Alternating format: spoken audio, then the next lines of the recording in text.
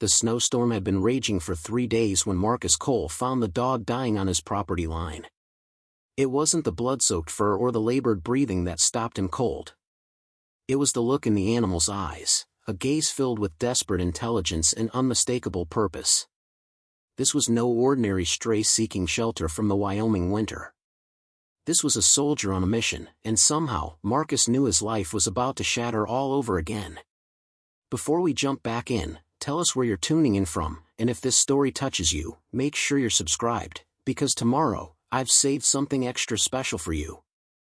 Marcus Cole had perfected the art of invisibility.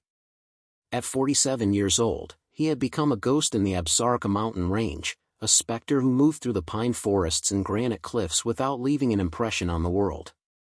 His existence had been reduced to a series of mechanical actions performed in solitude, each day bleeding into the next with the monotonous gray of a winter sky that refused to break. The cabin he inhabited sat nestled in a narrow valley, surrounded on 3 sides by towering rock faces that seemed to lean inward, as if the mountains themselves were trying to shield him from the outside world. Or perhaps they were trying to contain him, to prevent the poison of his grief from seeping out into the wider landscape.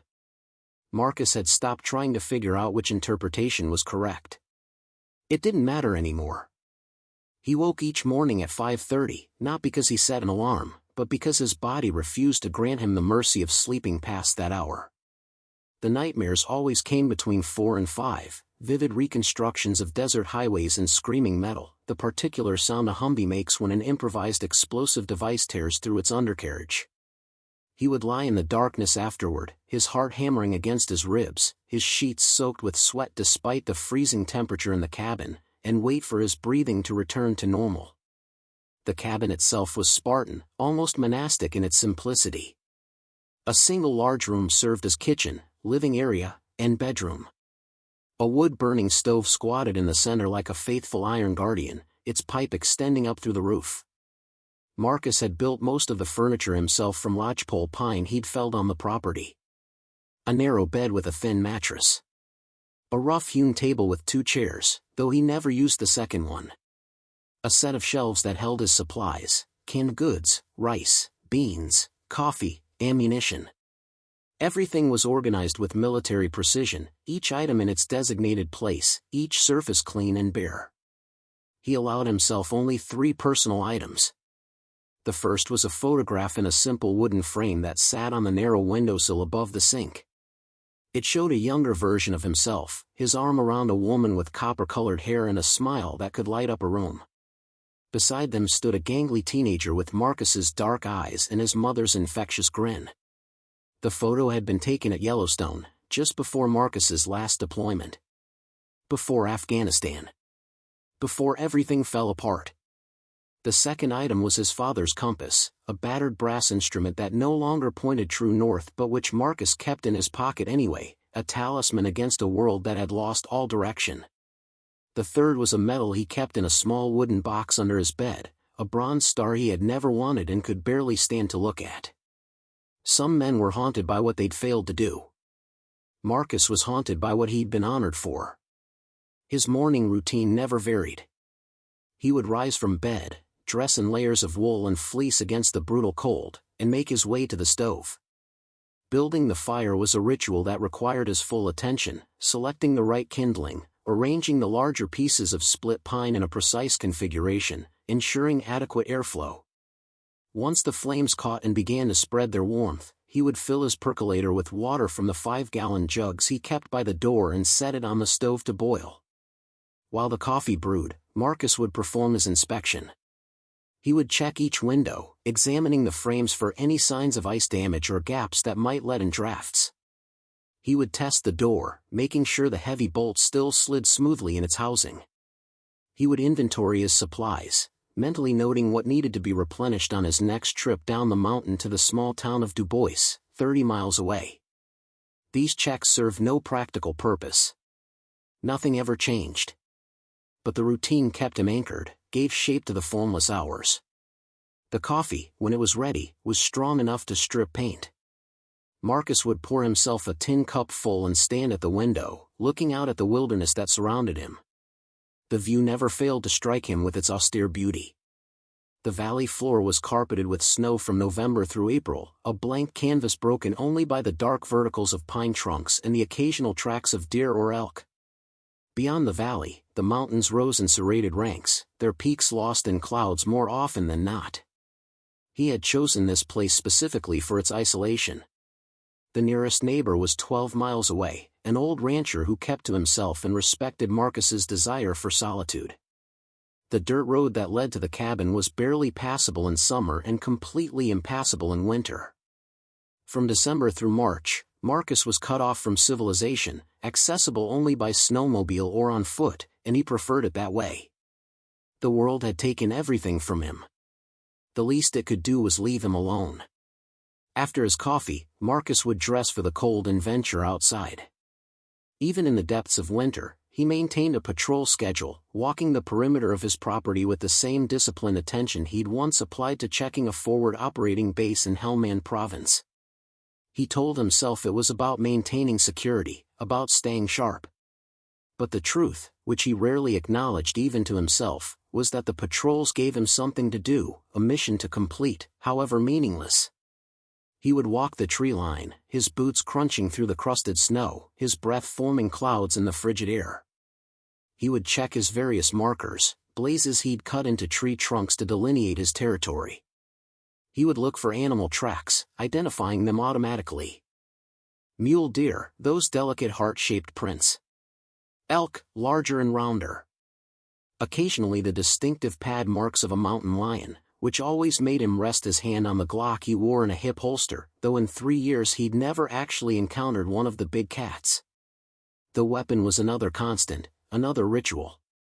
Marcus never went outside unarmed, not even to gather firewood from the stack on his porch. It was a habit burned into him by 12 years in the Army Rangers, reinforced by 3 tours in Afghanistan and 1 in Iraq.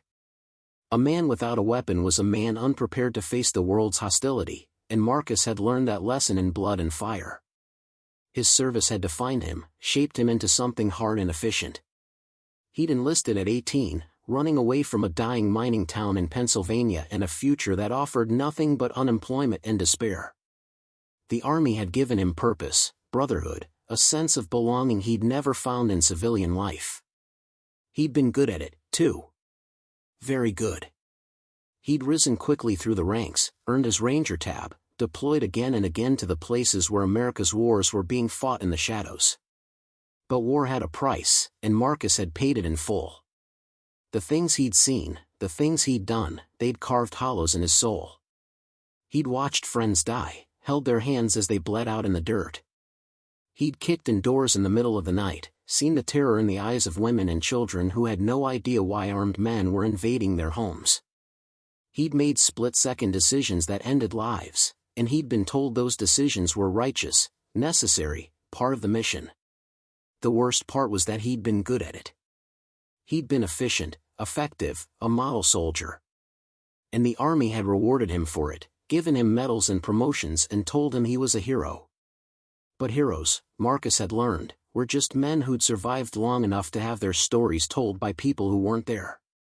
He'd tried to come home after his 4th deployment, tried to reintegrate into civilian life. He'd gotten a job at a warehouse, moved into a small apartment, made an effort to reconnect with his wife and son.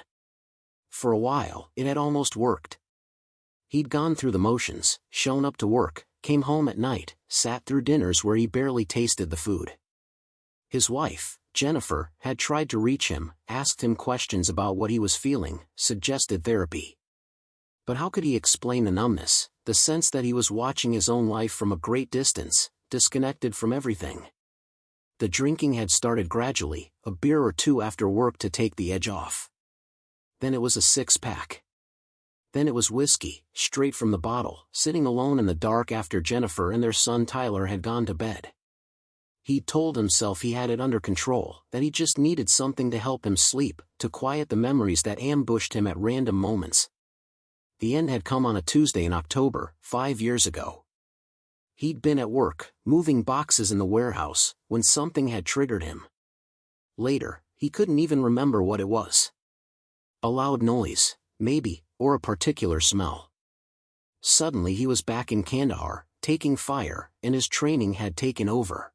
Preparing and narrating this story took us a lot of time, so if you are enjoying it, subscribe to our channel, it means a lot to us. Now back to the story.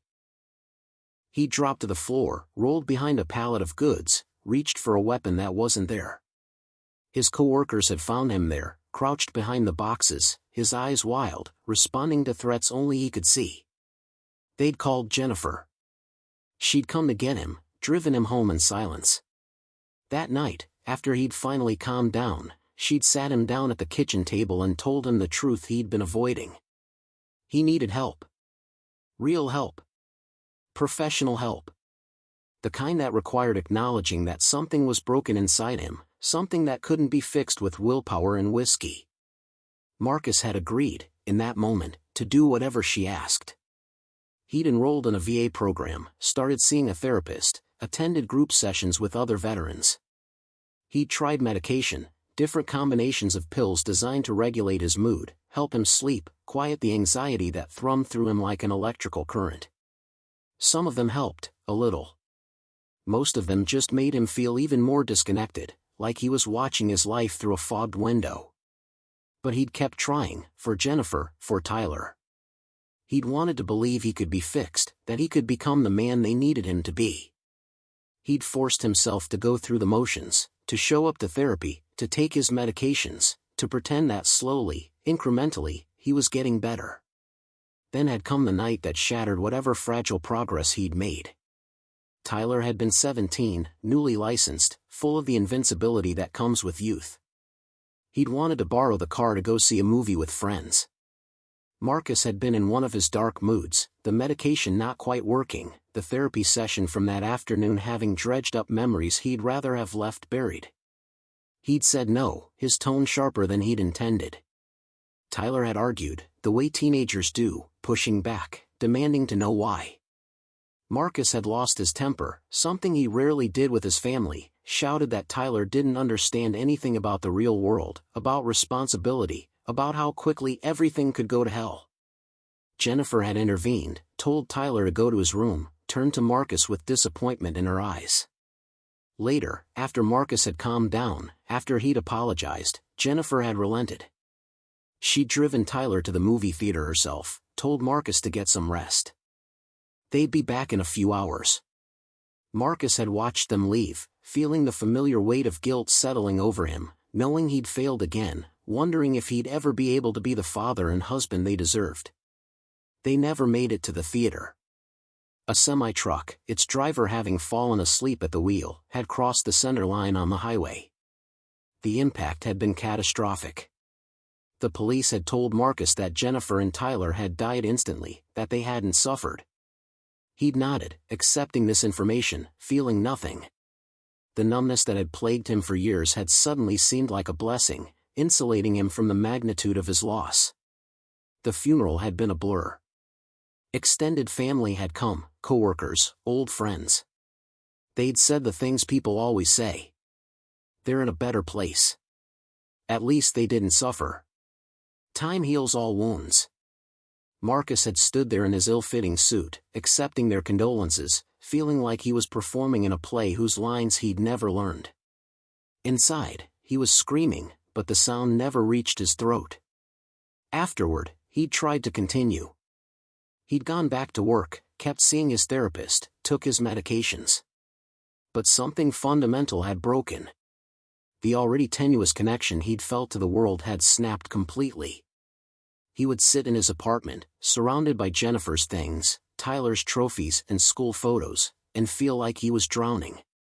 The walls pressed in on him. The silence was deafening. Every object was a reminder of what he'd lost, what he'd failed to protect. 6 months after the funeral, Marcus had made his decision. He'd sold everything, the apartment, the furniture, Jennifer's car. He'd kept only what he could fit in his truck. He'd driven west, away from Pennsylvania, away from the memories, searching for a place remote enough that he could disappear. He'd found this valley in Wyoming, bought 40 acres of mountain land for cash, and built his cabin with his own hands. That had been 3 years ago. 3 years of silence, of routine, of existing without truly living. He told himself it was better this way, that he was protecting the world from himself, from the broken thing he'd become. He told himself that solitude was what he deserved, a self-imposed exile for the crime of surviving when the people he loved had not. But on a fundamental level, Marcus knew the truth. He wasn't living here. He was waiting to die. He was just doing it slowly, one numb day at a time. The storm that brought the dog arrived on a Tuesday in late February. Marcus had been tracking it for days on his battery-powered weather radio, one of his few connections to the outside world. The forecasters had been calling it a once-in-a-decade event, a massive system that was going to dump several feet of snow across the region and bring temperatures down to dangerous levels. Marcus had prepared with his usual efficiency. He'd brought in extra firewood, stacking it inside the cabin where it would stay dry. He'd filled every container he had with water, knowing the pump outside would freeze solid. He'd checked his supplies, confirmed he had enough food for at least 2 weeks if the storm was as bad as predicted. He'd even brought in extra fuel for his generator, though he rarely used it, preferring to live by firelight and conserve his resources. The storm hit on Tuesday evening with a fury that impressed even Marcus, who thought he'd seen everything Wyoming winter could throw at him. The wind came first, screaming down from the peaks like a living thing, tearing at the cabin's walls, rattling the shutters. Then came the snow, not falling so much as being hurled horizontally by the gale, a white wall of chaos that reduced visibility to nothing. Marcus had sealed himself inside, barred the door, shuttered the windows. He'd fed the stove, banking the fire hot enough to keep the interior temperature above freezing. Then he'd settled into his chair with a book, a battered paperback western he'd read a dozen times before, and let the storm rage outside. He was safe here. He was secure. The world could tear itself apart out there, and it wouldn't touch him. The storm continued through the night and into the next day. Marcus maintained his routine as best he could, though there was no point in attempting his patrol in these conditions. Instead, he busied himself with small tasks. He cleaned his weapons, oiled and checked each one. He inventoried his ammunition, counting rounds, noting what he'd need to replenish. He mended a tear in one of his flannel shirts, his stitches neat and precise from years of field repairs. By the second day, the storm had settled into a steady, relentless assault. The snow piled up against the cabin walls, climbing higher with each hour. Marcus had to dig out the door 3 times just to keep it from being completely blocked. The world beyond his windows was a featureless white void, the familiar landmarks of his valley erased by the blizzard. On the 3rd day, the wind finally began to diminish. The snow continued to fall, but more gently now, in fat flakes that drifted down with an almost peaceful quality. Marcus knew this was the storm's final act, the quiet before it moved on. By evening, he expected, the sky would clear, and the temperature would plummet even further. He was standing at his window, watching the snow fall, when he heard it. A sound that didn't belong, that cut through the whisper of wind and the crackle of the fire. It was faint, almost imperceptible, but Marcus's hearing had been trained by years of listening for threats in hostile territory. It was a scratching sound, coming from somewhere outside. Marcus froze, his hand automatically moving to the pistol on his hip. Animals sometimes sought shelter near the cabin during storms, deer bedding down against the walls, once even a black bear that had tried to get into his food cache. But this sound was different. It was rhythmic, deliberate, almost like something was trying to dig through the snow. He moved to the door, pressing his ear against the wood. The scratching continued, and now he could hear something else. A low whine, barely audible, the sound of an animal in distress. Marcus's jaw tightened.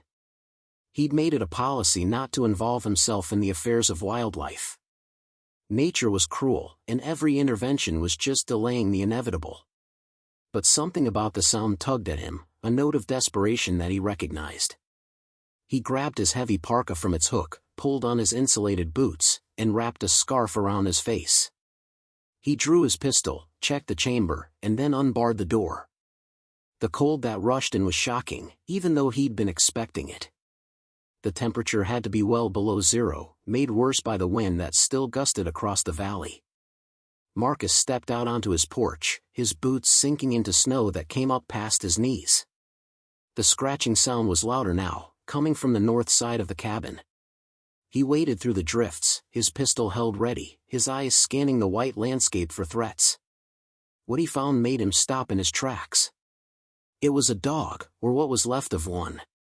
The animal was large, probably 80 or 90 pounds, with a thick coat that might once have been black but was now matted with ice and stained with blood. It had dug a small depression in the snow against the cabin wall and was curled into it, its body shaking with violent shivers. As Marcus approached, the dog lifted its head, and Marcus saw its eyes. They were amber-colored, striking against the dark fur, and they held an intelligence that was almost human. The dog looked at him, not with the wild fear of an animal cornered, but with something else. Recognition, maybe, or hope, or a desperate plea for help. The look held for a long moment, and Marcus felt something crack inside him, some wall he'd built up starting to crumble. Then he saw the blood. It was frozen in patches on the dog's fur, particularly along its left side and hindquarters. Not the bright red of a fresh wound, but the dark rust of blood that had been seeping for hours, maybe days. Marcus knelt down, moving slowly, and the dog didn't flinch. It simply watched him with those intelligent eyes, its breathing shallow and rapid. Marcus had seen enough combat injuries to recognize the signs. This animal was in shock, hypothermic, and badly wounded. If he left it out here, it would be dead within hours, probably less. The humane thing would be to put a bullet in its head, end its suffering quickly. His hand tightened on his pistol, and the dog continued to watch him, not moving, not making a sound. For 3 years, Marcus had avoided making choices like this. He'd removed himself from the world precisely so he wouldn't have to decide who lived and who died, who deserved help and who didn't. He'd failed to save the people who mattered most. What right did he have to play God with this animal's life? But as he knelt there in the snow, feeling the cold seeping through his clothes, looking into those amber eyes, Marcus found himself thinking of Tyler. His son had always loved animals, had begged for a dog for years. Marcus had always said no, citing their apartment size, his work schedule, the responsibility. The truth was he hadn't wanted one more thing to care about, one more potential loss to endure. He thought about all the times he'd said no, all the small denials that had added up to a childhood marked by his father's absence, even when he was physically present. He thought about the last argument, about borrowed cars and teenage rebellion, about how that had been the last real conversation he'd had with his son. The dog whined again, a soft, almost questioning sound, and Marcus made his decision. He holstered his pistol and reached out slowly, letting the dog smell his gloved hand. The animal's nose twitched, and then, with what seemed like tremendous effort, it licked his fingers once. A gesture of trust, or maybe just a reflex, but it was enough. Marcus slid his arms under the dog's body, trying to avoid the injured areas, and lifted. The animal was heavy, dead weight in his arms, and it let out a sharp yelp of pain that Marcus felt like a knife to his chest. He adjusted his grip, pulling the dog close to his chest to share his body heat, and began the difficult journey back to the cabin door. The few yards felt like miles. The snow tried to drag him down, the wind tore at him, and the dog's weight made every step a struggle. But Marcus had carried wounded men through worse terrain under hostile fire. He could damn well carry one injured dog across his own yard. By the time he reached the door, his arms were burning and his legs shaking, but he didn't stop until he was inside with the door firmly closed behind him. He laid the dog down on a blanket near the stove, as close to the heat as he dared without risking burns. The animal's shivering was worse now, its whole body convulsing as the warmth began to penetrate its frozen tissues. Marcus knew that was actually a good sign. The body was trying to rewarm itself, fighting to survive. He'd learned field medicine in the army, enough to keep a wounded soldier alive until they could reach proper medical care. He'd treated gunshot wounds, shrapnel injuries, burns, broken bones, all of it under the worst possible conditions. But he hadn't practiced those skills in years, had deliberately let them atrophy along with everything else from his old life. Now, looking at the injured dog, he felt the old training kick in, muscle memory taking over. He fetched his medical kit, a military surplus bag he'd kept stocked out of habit more than expectation of ever using it. He grabbed clean towels, a basin of warm water, scissors, and a septic. He started with the hypothermia, wrapping the dog in dry blankets, placing water bottles warmed on the stove around its body to gradually raise its core temperature. Then he began to examine the wounds, cutting away matted fur to see what he was dealing with. What he found made his blood run cold. These weren't the marks of a wild animal attack or an accident. He'd seen too many bullet wounds not to recognize them. The dog had been shot, at least twice, maybe 3 times. One round had grazed its left shoulder, a shallow furrow that had bled heavily but wasn't life-threatening. Another had entered its hindquarters, a through-and-through that had missed any major organs but had torn through muscle. But it was the third wound that concerned him most. This one was in the dog's left flank, a small entry hole with no exit wound. The bullet was still inside, lodged somewhere in the soft tissue. Marcus probed gently, and the dog whimpered but didn't try to bite him. The area around the wound was hot and swollen. Infection had already set in. Marcus sat back on his heels, his mind racing. Someone had done this deliberately. They'd shot this dog, probably trying to kill it, and the animal had somehow survived long enough to find its way here. But why? What kind of person shoots a dog and leaves it to die in the wilderness? And more importantly, what kind of dog fights through multiple bullet wounds and a blizzard to reach a random cabin in the middle of nowhere? As if in answer to his unspoken question, the dog stirred. Its eyes opened, fixing on Marcus with that same intense intelligence. Then, with obvious pain and effort, it lifted its head and looked toward the door. Not at the door, Marcus realized, but beyond it. Toward the valley. Toward something out there in the wilderness. The dog looked back at Marcus, and in that moment, he understood. This wasn't a random stray seeking shelter. This was an animal with a mission, a purpose. It had come here for a reason, and that reason had something to do with what lay out there in the storm-ravaged wilderness. Marcus looked down at the dog, then back toward the door, then at his hands, which were covered in blood and matted fur. For 3 years, he'd successfully insulated himself from the world's problems, from its demands and its complications. He'd built his fortress of solitude and locked himself inside it, content to let the world spin on without him. But now the world had come to his door, bleeding and desperate, asking for help in the only way it could. And for the first time in 3 years, Marcus found himself considering the possibility that maybe, just maybe, his exile wasn't supposed to be permanent. Maybe he'd been waiting here, in this valley, for something to give him a reason to rejoin the living. He looked back at the dog, which was still watching him with those amber eyes, and he made a decision. Not a big one, not a life-changing commitment. Just a simple choice to take the next step, and then the next one after that. First, he would save this animal's life. Then, when it was strong enough, he would find out where it had come from and what it was trying to tell him. And maybe, in the process, he would find something he thought was lost forever. A reason to fight. A reason to care. A reason, however small, to keep going. Marcus worked through the night, his hands moving with a confidence he'd forgotten he possessed. He cleaned and dressed the wounds, his touch gentle despite the years of disuse. The bullet in the dog's flank was deep, too deep for him to safely extract without proper surgical tools. But he could clean the wound, pack it with antibiotic ointment, and hope that the animal's own immune system could handle the rest. He set up an 4-drip, something he'd learned to do in the field when regular medics weren't available. The dog accepted the needle with barely a flinch, seeming to understand that Marcus was trying to help. He started a saline solution flowing, combating the dehydration that came with blood loss and hypothermia. Throughout the procedure, Marcus talked to the animal. Not saying anything important, just maintaining a steady stream of words, his voice low and calm. He'd learned in Afghanistan that wounded people responded to voices, that the sound of someone talking helped them stay conscious, stay fighting.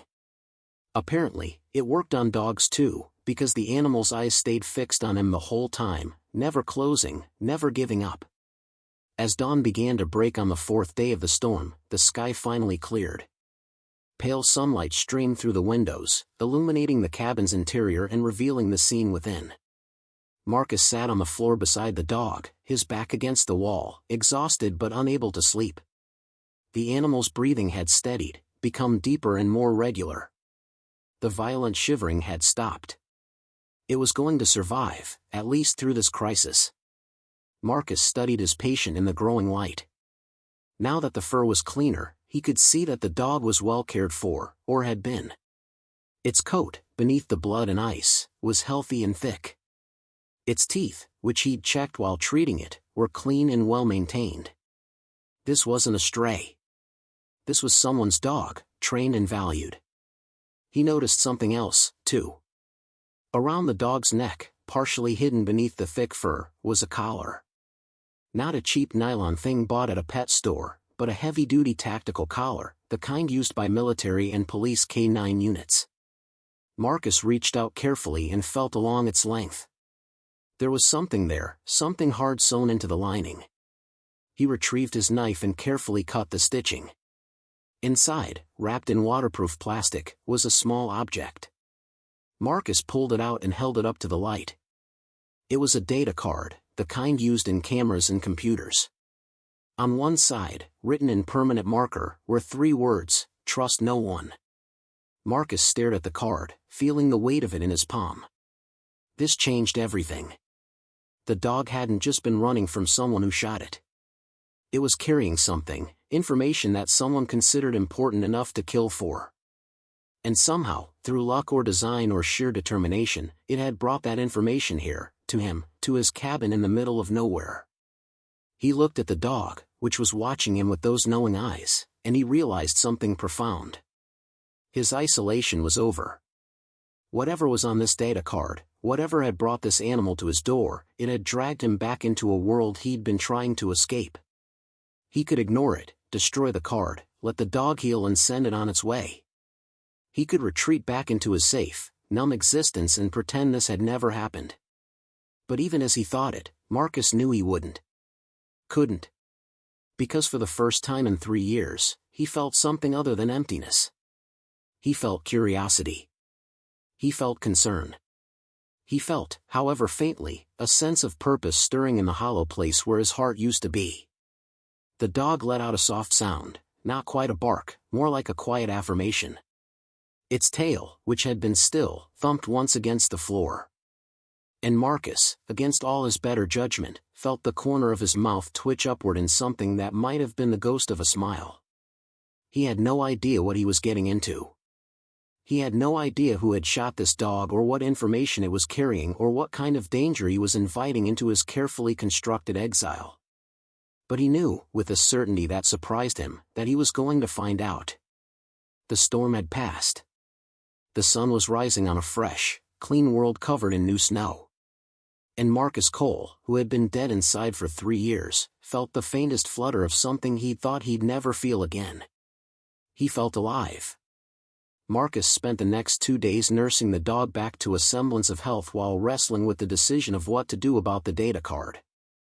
He'd placed the small chip in a plastic bag and hidden it in his footlocker, as if putting it out of sight might somehow reduce its significance. But he found his thoughts returning to it constantly, like a tongue probing a sore tooth. The dog recovered with remarkable speed, a testament to its conditioning and will to survive. By the second morning after the storm, it was able to stand, though it moved stiffly and clearly favored its injured side. Marcus had fashioned a makeshift bed near the stove from old blankets, and the animal seemed content to rest there, watching Marcus go about his daily routine with those unsettling amber eyes. Marcus found himself talking to the dog more than he'd talked to anyone in years. He narrated his actions as he cooked simple meals, explained what he was doing as he changed the bandages, even shared observations about the weather and the wildlife he spotted through the windows. The dog would tilt its head at certain words, its ears perking up, and Marcus began to suspect it had been extensively trained. This wasn't just a pet. This was a working animal, possibly military or law enforcement. On the 3rd day, Marcus made a decision. He retrieved his laptop from the footlocker, a rugged military-spec machine he'd kept charged via his solar panels and small generator. He hadn't connected it to the internet in over a year, using it only to read downloaded books and maintain his supply spreadsheets. The machine still worked perfectly, booting up with a familiar hum. He inserted the data card into the reader and waited. A single folder appeared, encrypted and password protected. Marcus wasn't surprised. Whatever was on this card, someone had gone to considerable lengths to keep it secure. He tried a few basic passwords, military terms and common phrases, but the system rejected each attempt. After the fifth failed try, a warning appeared on the screen stating that one more incorrect entry would trigger a data wipe. Marcus sat back, studying the screen. Whoever had sent this dog, whoever had sewn this card into its collar, they'd known there was a risk it might fall into the wrong hands. The password had to be something specific, something meaningful to the intended recipient. But Marcus had no idea who that recipient was supposed to be. He looked at the dog, which had raised its head and was watching the laptop screen with apparent interest. On impulse, Marcus asked, "Do you know who this was meant for?" The dog's ears swiveled forward, and it made a soft chuffing sound. Then, slowly and deliberately, it rose to its feet. The movement clearly caused pain, but the animal pushed through it with single-minded determination. It padded across the cabin floor to the door and sat down, staring at the wood as if willing it to open. Marcus understood. The answer wasn't on the computer. It was out there, somewhere in the valley, at whatever location the dog had been trying to reach. The animal had been on a mission, carrying vital information, when someone had tried to stop it. Now that it was recovering, that mission was reasserting itself. "You want to show me something," Marcus said, more statement than question. The dog's tail swept across the floor once, a clear affirmation. Marcus felt a chill that had nothing to do with the temperature. He was being asked to leave his sanctuary, to venture out into an unknown situation that had already resulted in violence. Every instinct he developed over 3 years of isolation screamed at him to refuse, to send the dog on its way and lock his door behind it. But there was something else rising in him, something he thought was dead. Curiosity, yes, but more than that. A sense of duty, of obligation to see this through. Someone had tried to kill this animal to stop it from delivering its message. That alone suggested the information it carried was important, possibly life or death important. Marcus spent the next day preparing.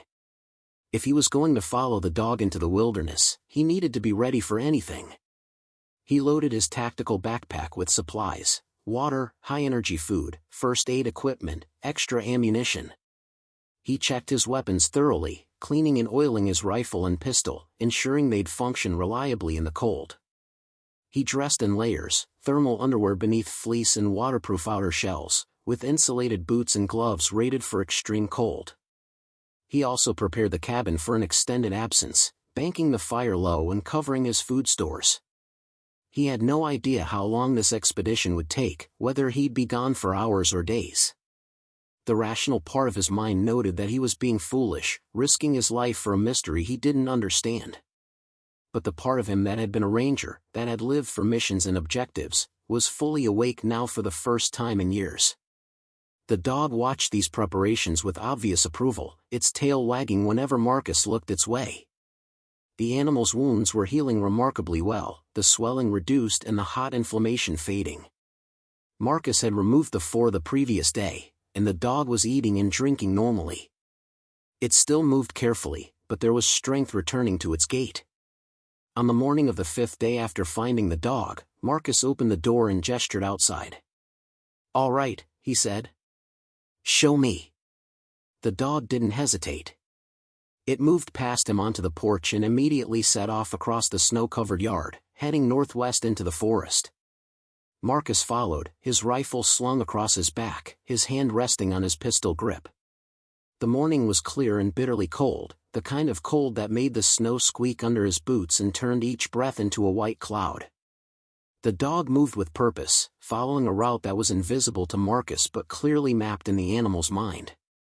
They climbed out of the valley, ascending through stands of lodgepole pine and Douglas fir.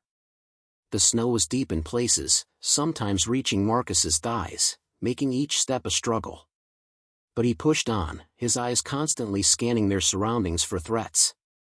After 2 hours of difficult hiking, they reached a high ridge. The dog paused there, sitting down to rest, and Marcus took the opportunity to check its wounds. The bandages were holding, and there was no fresh bleeding. The animal was tired but determined, its amber eyes fixed on something in the distance. Marcus followed its gaze and felt his breath catch. There, in a narrow canyon about 3 miles away, partially hidden by the terrain and the forest, was a structure.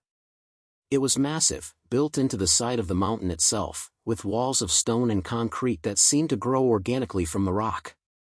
Even from this distance, Marcus could see it was old, decades old at least, but still solid and imposing. It looked like something from World War II, a military installation built in an era when the government had secreted away strategic facilities in remote locations. Marcus had heard rumors of such places, bunkers and communication stations and research facilities hidden throughout the American West, most of them abandoned and forgotten after the Cold War ended. But he'd never actually seen one. The dog made a soft sound, almost a whine, and started down the ridge toward the canyon. Marcus followed, his mind racing. Whatever this place was, whatever purpose it had once served, someone clearly knew about it. Someone had been here recently enough to shoot the dog and try to prevent it from leaving. Which meant whoever was responsible might still be nearby. The descent took another hour, the terrain becoming increasingly difficult as they entered the canyon. The walls rose steeply on either side, covered in ice and snow, creating a natural corridor that funneled them toward the installation. Marcus noticed signs of recent activity as they got closer, tracks in the snow, some made by boots, others by vehicles with heavy treads. The tracks were several days old, partially filled by the storm, but unmistakable. The dog led him to a side entrance, a heavy steel door set into the concrete wall and partially concealed by an overhang of rock. The door was ajar, hanging slightly crooked on its hinges as if it had been forced open. Marcus paused, every combat instinct he possessed screaming warnings. This was a fatal funnel, a choke point where anyone inside could easily ambush anyone trying to enter. He knelt beside the dog and whispered, "Is there anyone in there?" The animal's ears swiveled, listening, and then it shook its head in a very human gesture of negation. Marcus wasn't sure if he should trust that assessment, but he'd come this far. He couldn't turn back now. He unslung his rifle, checked the chamber, and moved to the door. He pushed it open slowly, the rusted hinges groaning in protest. Beyond was darkness, a corridor leading into the heart of the mountain. Marcus pulled a tactical flashlight from his pack, mounted it to his rifle's rail, and advanced. The interior of the installation was exactly what he'd expected, military-industrial brutalism from a bygone era. Concrete walls, steel doors, and conduits for electrical wiring that hung loose from the ceiling like dead vines. The air was stale and cold, tasting of rust and abandonment. His flashlight beam cut through the darkness, revealing rooms filled with old equipment, filing cabinets, and the detritus of decades of neglect. The dog moved ahead of him with confidence, clearly familiar with the layout. It led him deeper into the facility, down a stairwell that descended 2 levels underground. Here, the temperature was slightly warmer, insulated by the surrounding rock. They passed through what looked like it had once been a barracks, then a mess hall, then offices filled with rotting paperwork. Finally, they reached a large steel door at the end of a long corridor. Unlike the other doors, this one was newer, the metal bright and unmarred by rust. Someone had installed it recently, within the last few years. There was an electronic keypad beside it, but the device had been smashed, sparks and blackened plastic indicating it had been destroyed deliberately and recently. The door itself stood open about 6 inches, not enough for Marcus to see through, but enough to suggest whoever had forced it hadn't bothered to close it behind them. The dog sat down beside the door and looked up at Marcus expectantly. This was it. This was what the animal had been trying to reach. Marcus took a deep breath, checked his corners, and pushed the door open. His flashlight beam swept across the room beyond, revealing something he never could have anticipated. The space was large, probably 30 feet across, and it had been converted into a living quarters. Not the Spartan military setup he'd seen elsewhere in the facility, but an actual home, complete with a bed, a small kitchen area, bookshelves, and even a few pieces of comfortable furniture. But what caught his attention wasn't the living space. It was the wall opposite the door, which had been covered entirely with papers, photographs, maps, and documents, all connected by strings of red yarn in the classic conspiracy theorist pattern. Marcus approached slowly, his light playing across the wall, and began to read. What he found made his blood run cold. The documents detailed a massive criminal operation, something that spanned multiple states and involved figures at the highest levels of business and government. There were financial records showing money laundering through shell corporations, shipping manifests that detailed illegal cargo, and surveillance photographs of men in expensive suits meeting in secret. At the center of it all was a name, Richard Vance. Marcus recognized it immediately. Vance was a billionaire real estate developer, a man who'd made headlines for his lavish lifestyle and political connections. He owned hotels, casinos, and shopping centers across the western United States. He was also, according to the documents on this wall, the head of a human trafficking ring that had been operating for over a decade. Marcus felt sick as he read the details. The operation was sophisticated, using Vance's legitimate businesses as cover for moving people across state lines. The victims were primarily women and children from desperate circumstances, lured by false promises and then trapped in a nightmare of exploitation. The scale of it was staggering, hundreds of victims, maybe thousands, all feeding into a network that catered to wealthy clients who paid premium prices for their crimes. But what made it truly horrifying was the protection Vance enjoyed.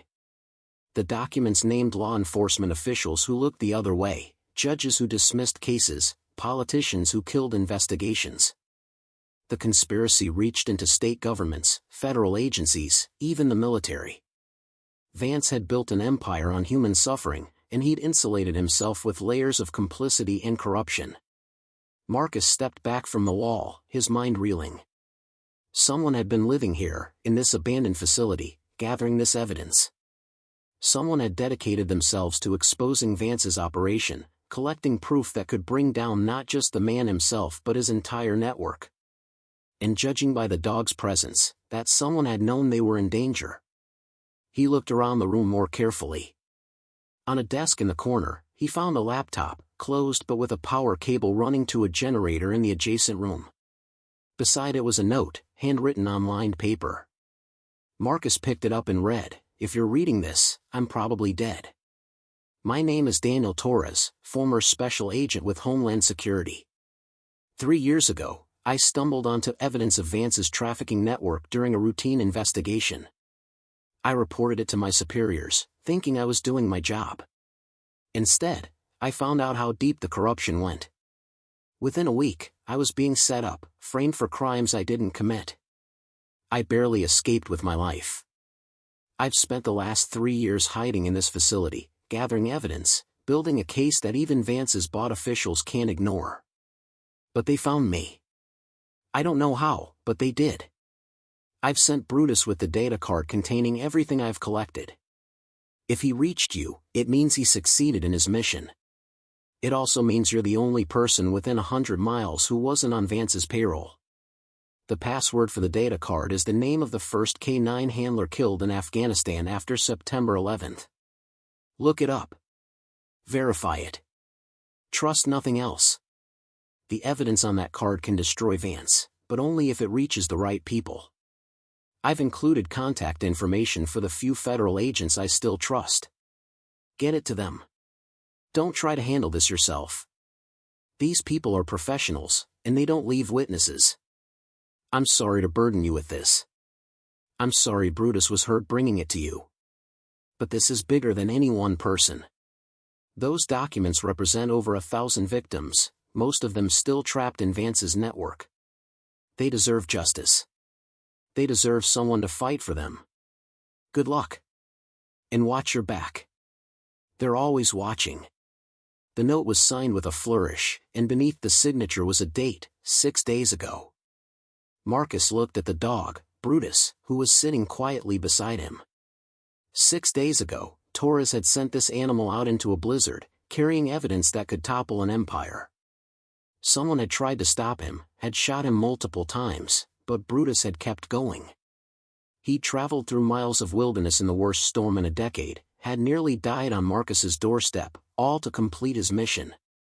Marcus felt something stirring in him, something he hadn't felt since before Jennifer and Tyler died. It was anger, pure and righteous, directed at people who preyed on the helpless and corrupted the systems meant to protect them. It was the same anger that had driven him to enlist at 18, the same sense of justice that had kept him fighting through 4 deployments even as the moral complexities of those wars wore him down. He'd spent 3 years telling himself he was done, that he'd given enough, that the world could burn for all he cared. But standing in this underground room, reading the words of a man who'd sacrificed everything to fight evil, Marcus realized his exile had been a lie. He'd been hiding, not from the world, but from himself, from the fear that if he cared about anything again, he'd lose it just like he'd lost everything else. But Torres hadn't let fear stop him. This man, whoever he'd been, had stood alone against an army of corruption and had kept fighting until they'd silenced him. And now that fight had been passed to Marcus, delivered by a dog who'd refused to quit even when bullets tore through his body. Marcus looked at Brutus and saw the same qualities he'd valued in his ranger teammates: loyalty, courage, and an unshakable commitment to the mission. This animal had earned his help, had earned his protection, had earned whatever fight was coming. He carefully folded the note and placed it in his pocket. Then he began photographing the wall with his phone, documenting every piece of evidence Torres had gathered. It took over an hour, and his phone's storage was nearly full by the time he finished. He also took the laptop, carefully disconnecting it and sliding it into his backpack. As he worked, he became aware of something troubling. The facility was too quiet, too still. If Vance's people had found Torres here 6 days ago, they would have cleaned the place out, destroyed the evidence. But they hadn't. Everything was still here, preserved like a museum exhibit. Which meant one of two things: either they didn't realize how much Torres had gathered, or they were using it as bait. The thought had barely formed when Marcus heard it, the distant sound of engines, multiple vehicles approaching the canyon. He moved quickly to the door, killed his flashlight, and listened. The sounds grew louder, and he could distinguish at least 3 different engines, probably SUVs or trucks with 4-wheel drive. They were coming up the access road he'd spotted on his way in, the one that led from the highway to the facility's main entrance. Marcus's tactical mind took over, assessing the situation with cold clarity. He was trapped in an underground room with one exit, in a facility with limited egress points, facing an unknown number of hostiles who were better equipped and had the advantage of numbers. His survival rate, if he stayed and fought, was essentially 0. But he'd been in tight spots before. In Kandahar, he'd extracted a wounded teammate from an ambush site while taking fire from 3 sides. In Fallujah, he'd held a position for 6 hours against overwhelming odds until reinforcements arrived. He'd survived by being smarter, faster, and more ruthless than his enemies. He could do it again. He grabbed Brutus by the collar and moved to the door. "Come on, buddy," he whispered. "Time to get creative." They retraced their steps through the facility, moving quickly but quietly. The sounds of the approaching vehicles grew louder, echoing through the concrete corridors. Marcus estimated he had maybe 5 minutes before they arrived, maybe less. He led Brutus back up to the first level, but instead of heading for the side entrance they'd used, he took a different route, one that led deeper into the facility's western wing. Torres's note had mentioned the place was built during World War II, and Marcus knew those installations always had multiple exits, emergency egress points designed for evacuations. He found what he was looking for in a storage room near the facility's western perimeter, a ventilation shaft large enough for a man to crawl through. The grate had been removed at some point, probably by Torres during his time here. Marcus could see light at the far end, indicating it led outside. The sound of voices reached him, muffled by the concrete but getting closer. Vance's people were inside the facility. Marcus boosted Brutus into the shaft first, then climbed in after him, pulling his backpack behind him. The space was tight, forcing him to army crawl forward, his rifle pressed against his side. The metal surface was cold enough to burn through his gloves, and the darkness was absolute except for the faint light ahead. Behind him, he heard the voices get louder. They'd reached the living quarters, discovered he'd been there. Someone shouted orders, and heavy footsteps began pounding through the corridors. They were searching, spreading out to cover the facility's exits. Marcus pushed forward faster, his breath coming in harsh gasps in the confined space. Brutus was ahead of him, moving steadily despite his injuries. The dog understood they were in danger, that speed was more important than stealth now.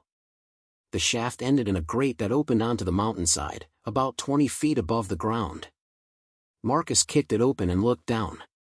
The drop wouldn't kill him, but it would hurt. He had no choice. He could hear someone entering the storage room behind him, flashlight beams sweeping across the walls. He grabbed Brutus and lowered him out of the shaft, letting the dog drop to the snow below. The animal landed hard, yelping, but immediately got up and limped away from the building. Marcus followed, committing to the drop, trying to roll as he hit to distribute the impact. Pain shot through his left ankle, sharp and immediate, but he forced himself up and started running. Behind him, shouts erupted from the ventilation shaft. They'd spotted his escape route. Marcus heard the distinctive crack of rifle fire, and snow exploded near his feet. He zigzagged, making himself a harder target, pushing through the pain in his ankle as he ran for the tree line. Brutus was ahead of him, moving faster than should have been possible for an injured dog. The animal reached the forest and disappeared into the shadows between the trees. Marcus followed, bullets whipping past him, one close enough that he felt the air pressure of its passage. He made it to the trees and immediately changed direction, cutting hard to the right, using the trunks for cover. Behind him, he could hear men emerging from the facility, coordinating their pursuit. They were professionals, moving in a tactical formation, communicating with hand signals and radio chatter. Marcus ran through the forest, his lungs burning, his ankles screaming with every step. He'd lost sight of Brutus, but he trusted the dog to find his own way. Right now, his priority was survival, creating distance between himself and his pursuers. He ran for what felt like hours but was probably only 30 minutes, using every evasion technique he'd ever learned. He crossed streams to break his scent trail, doubled back on his own tracks, used rocky outcroppings to hide his passage. Finally, when he was certain he'd lost them, he stopped to rest behind a fallen log, his heart hammering, his breath coming in ragged gasps. That's when he heard the soft chuff beside him and looked down to see Brutus sitting there, looking up at him with those amber eyes. The dog had followed him, had matched every turn and double back, staying close even when Marcus thought he was alone. Marcus reached out and scratched the dog's ears, feeling a surge of gratitude and affection. "Good boy," he whispered. "We make a pretty good team." They rested for a few more minutes, then Marcus got to his feet. His ankle was swelling badly, probably sprained, but he could still walk. They needed to get back to the cabin, needed to access Torres's data, and most importantly, needed to figure out their next move. Because one thing was absolutely clear, this fight wasn't over. It was just beginning. And whether he'd wanted it or not, whether he was ready for it or not, Marcus Cole was back in the war. The journey back to the cabin took twice as long as the trip out, hampered by Marcus's injured ankle and the need to avoid pursuit. They moved carefully, staying in the densest forest, avoiding open areas where they might be spotted.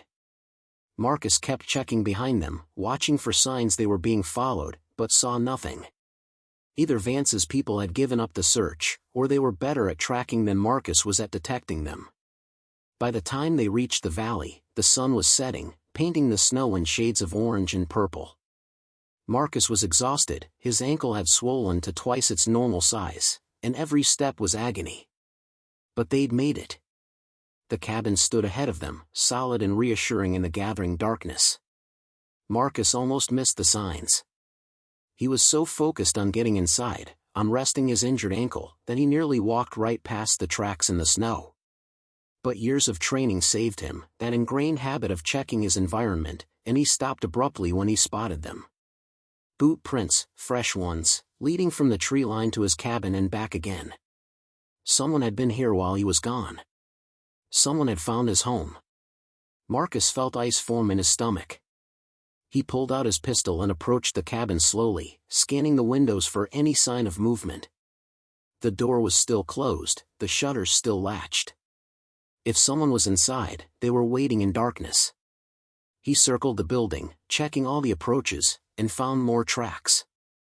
At least 2 people, maybe 3, had conducted a thorough reconnaissance of his property. They'd checked the windows, tested the door, examined his woodpile and generator shed. They'd been professional about it, taking their time, gathering intelligence. But they hadn't broken in. That was the detail that troubled Marcus most. If they'd wanted to search the cabin, they could have forced the door easily. But they'd chosen not to, which meant they were coming back.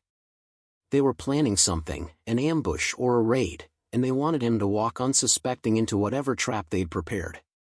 Marcus made a decision. He couldn't go inside, couldn't risk being cornered in a building that had been compromised.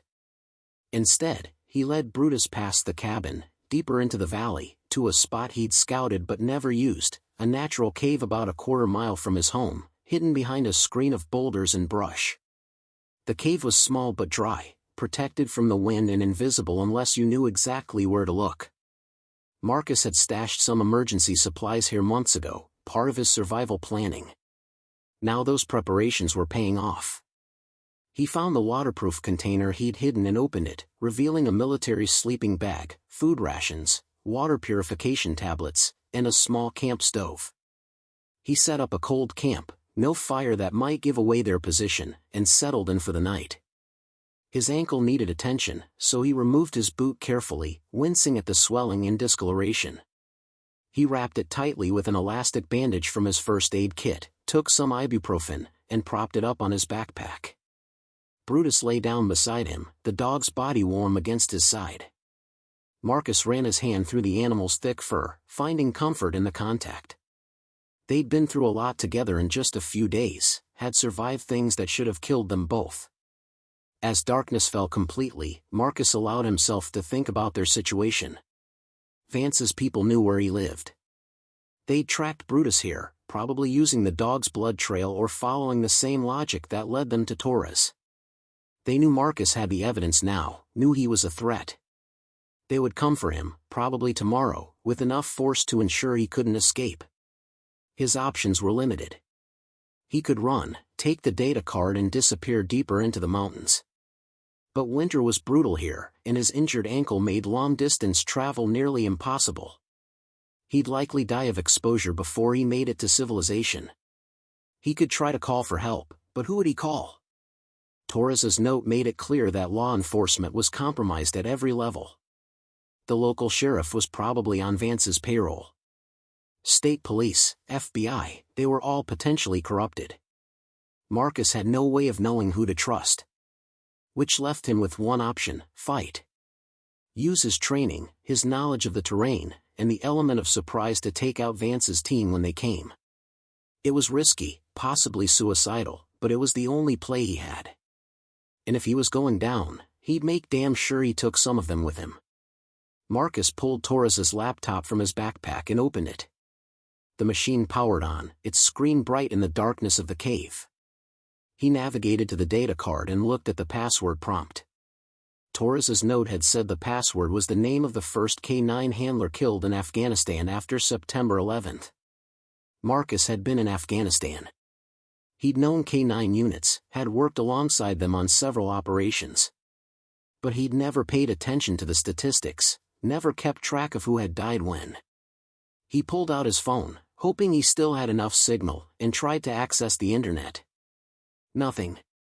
He was too deep in the valley, too far from the nearest cell tower. He was stuck. He had the evidence that could bring down a criminal empire, but he couldn't access it.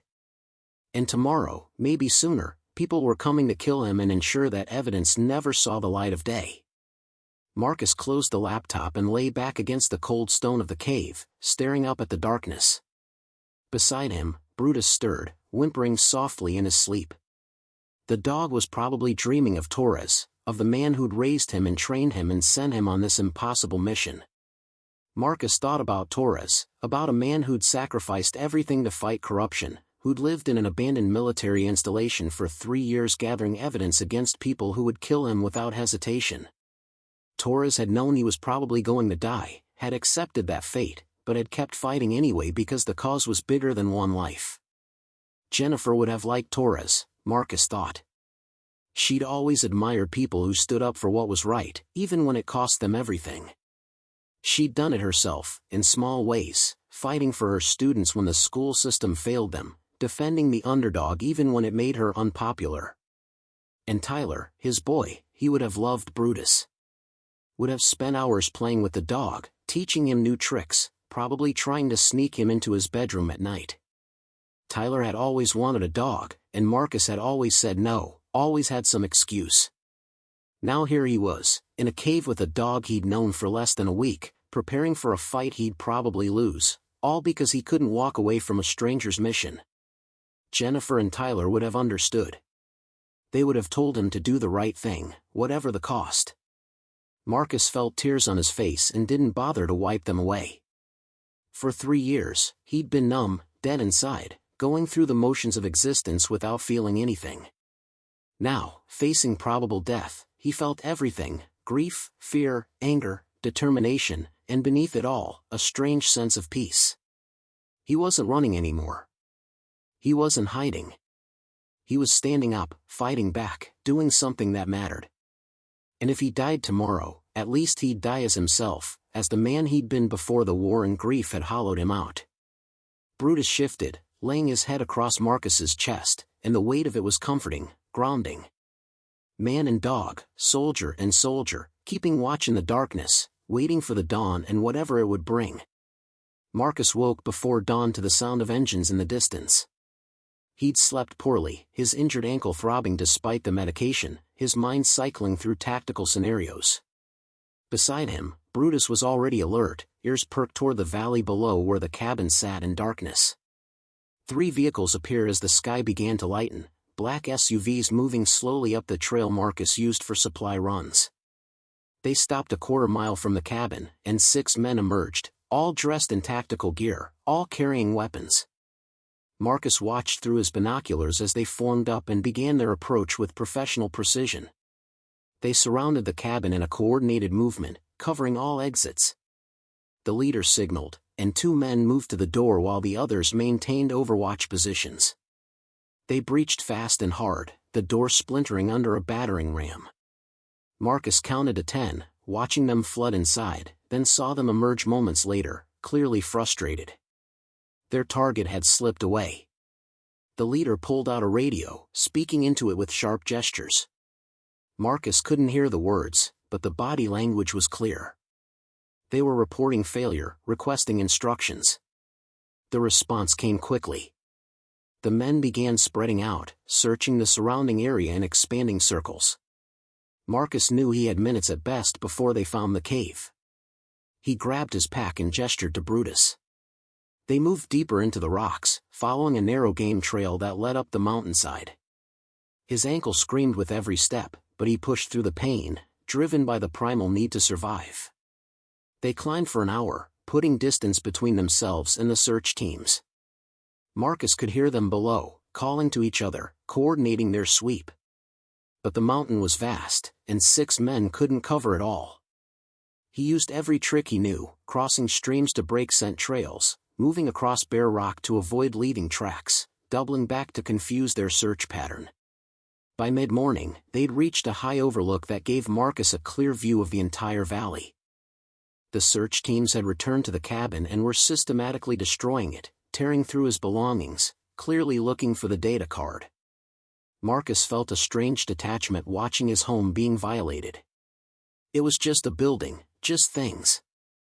None of it mattered compared to what Torres had entrusted to him. He pulled out his phone and checked for signal. Still nothing. But something Torres had written nagged at him. The agent had mentioned contact information for trusted federal officials. Marcus opened the laptop and began exploring its files, searching for anything that might help. He found it buried in a folder marked Contingency, a document containing names, phone numbers, and secure email addresses for 3 people Torres trusted. One was an FBI agent in Denver named Sarah Chen. Another was a federal prosecutor in Seattle named Michael Rodriguez. The third was a journalist with the Washington Post named Catherine Wells. Marcus memorized the information, then continued searching. He needed that password, needed to unlock the evidence. He tried variations of K-9 handler names he remembered, dates from the war, anything connected to Afghanistan.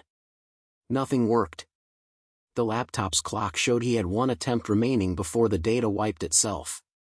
Brutus nudged his hand, and Marcus looked down at the dog.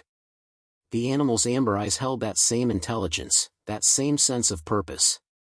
Marcus thought about what Torres had written, about the first K-9 handler killed after September 11th. First. That was the key word. Not the first American handler, but the first handler period. Marcus pulled up a search engine cache he downloaded months ago for offline reference. He searched for K-9 casualties in Afghanistan and found what he was looking for. The first handler killed hadn't been American at all. It had been a British soldier named David Williams, killed in January 2002 by an IED while his dog, a German shepherd named Rex, survived. With shaking hands, Marcus typed the name into the password field. The screen blinked, loading, and suddenly the encrypted files opened. Thousands of documents, videos, audio recordings, all meticulously organized. Torres had built an ironclad case against Vance and his entire network. Marcus began uploading everything to a secure cloud storage account Torres had set up, routing it through multiple proxy servers. It would take hours, but once complete, the evidence would be beyond Vance's reach. Even if they killed Marcus, even if they destroyed the laptop, the truth would survive. While the files uploaded, Marcus composed emails to all three of Torres's contacts, explaining the situation and providing access codes to the cloud storage. He set them to send automatically if he didn't cancel them within 24 hours. A dead man's switch, ensuring the evidence would reach the right people even if he didn't survive. As he worked, Brutus kept watch, his attention focused on the valley below. The search teams had given up and were leaving, their vehicles disappearing down the mountain road. But Marcus knew this wasn't over. Vance wouldn't stop until he'd eliminated every threat. The upload completed by late afternoon. Marcus closed the laptop and looked at Brutus. The dog had been watching him with patient understanding, as if he knew exactly what Marcus was doing. Torres had trained this animal well, had made him part of the mission in ways that went beyond simple courier duty. Marcus made his decision. He couldn't stay here, couldn't keep running with an injured ankle and limited supplies. But he could make one last stand, could buy enough time for the evidence to reach the right people. He would return to the cabin after dark, would turn it into a fortress, and would make Vance's people pay for every inch of ground. But first, he needed to ensure Brutus survived. The dog had already done his part, had completed his mission against impossible odds. He deserved to live, to find a new purpose beyond this war. Marcus pulled out his satellite phone, a device he'd kept charged but unused for months. He scrolled through his limited contacts and found Sheriff Tom Brewer, one of the few people he trusted enough to give the number. Brewer was old school, honest, one of the last lawmen who hadn't been corrupted by money or politics. The call connected after several rings. Marcus explained the situation in quick, efficient terms, leaving out details that might put Brewer at risk. He gave GPS coordinates for a location 5 miles south, a Forest Service road that was accessible year-round. He asked for one favor: come at dawn, alone, and take Brutus to safety. Brewer didn't ask questions, simply agreed. That was the kind of man he was. Marcus ended the call and looked at the dog. "You're going to be okay, boy. Someone good will take care of you." Brutus tilted his head, and Marcus could have sworn the animal understood. They spent the remaining daylight hours together, man and dog, two soldiers sharing their last mission brief. Marcus cleaned and bandaged Brutus's wounds one final time, made sure the dog had food and water, told him stories about Torres and the important work they'd both done. As darkness fell, Marcus prepared for his descent back to the cabin. He checked his weapons, loaded fresh magazines, organized his remaining supplies. His ankle was worse, the joint hot and swollen, barely able to support his weight. But he'd fought through worse pain before. He could do it one more time. He knelt beside Brutus and scratched behind the dog's ears. Torres was proud of you. I'm proud of you. You did everything right, boy. You saved those people, even if they never know your name. That's what heroes do. The dog licked his face once, a gesture of affection and farewell. Then Marcus stood, shouldered his pack, and began the painful journey back down the mountain. He didn't look back. Looking back would make it harder. The cabin was dark when he arrived, its door hanging broken, its interior ransacked. Marcus moved through the wreckage with calm efficiency, gathering what he needed. He barricaded the windows, created firing positions, set tripwires with improvised noisemakers. He turned his violated home into a killing field. Then he settled into wait, his rifle across his lap, his pistol within easy reach. Outside, the night was cold and clear, stars brilliant against the black sky. Marcus thought about Jennifer and Tyler, about Torres and all the victims in those files, about Brutus waiting in the forest for rescue. He thought about choices and consequences, about running away and standing firm, about the thin line between survival and surrender. For 3 years, he'd chosen survival, had hidden from the world and called it wisdom. But Torres had shown him another path, had demonstrated that some things were worth fighting for even when the odds were impossible. Dawn came slowly, painting the sky in shades of gold and pink. Marcus heard the vehicles returning, more of them this time, and heavier. They were coming in force, bringing enough firepower to eliminate any resistance. He checked his rifle one last time and smiled grimly. Let them come. He'd make sure they remembered this. The first shots rang out as the sun cleared the peaks, and Marcus Cole, who'd spent 3 years waiting to die, discovered he still remembered how to live. Hours later, when Sheriff Brewer arrived at the coordinates Marcus had provided, he found only Brutus waiting there, sitting patiently beside a note weighted down with a rock. The note contained instructions for the dog's care and 3 names to contact. Brewer took Brutus into his vehicle, noting the fresh bandages and the intelligence in those amber eyes. As they drove away, the sheriff heard the distant sound of gunfire echoing through the mountains. He pressed the accelerator harder, following Marcus's final instruction: get the dog to safety and make the calls. The rest was up to forces beyond his control. 3 days later, federal agents descended on Richard Vance's corporate headquarters with warrants based on anonymous evidence received by the FBI, a federal prosecutor, and a journalist. The evidence was overwhelming, meticulously documented, impossible to refute. Vance's empire collapsed in 72 hours, taking down corrupt officials across 3 states. The operation freed over 300 victims and led to 47 arrests. It became one of the largest human trafficking busts in American history. The credit went to an anonymous whistleblower, later identified as Daniel Torres, a fallen agent who'd given everything to expose the truth. No mention was made of a veteran in the mountains or the dog who'd carried evidence through a blizzard. Those details remained classified, known only to a few people who understood that some heroes prefer to remain nameless.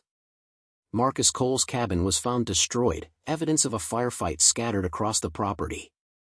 No body was recovered from the ruins, and search teams found no trace of him in the surrounding wilderness. The official report listed him as missing, presumed dead in the confrontation. But Brutus, living peacefully with Sheriff Brewer, would sometimes sit at the window and stare toward the mountains, his tail wagging slightly, as if he knew something the humans didn't. And on clear nights when the stars were bright, the dog would raise his head and let out a single, triumphant howl that echoed across the valley. It was the sound of a mission completed, a duty honored, and a bond that transcended words. It was the sound of loyalty rewarded and sacrifice remembered. It was the sound of heroes, both human and animal, who'd stood against darkness and won. Up next, you've got 2 more standout stories right on your screen. If this one hit the mark, you won't want to pass these up. Just click and check them out.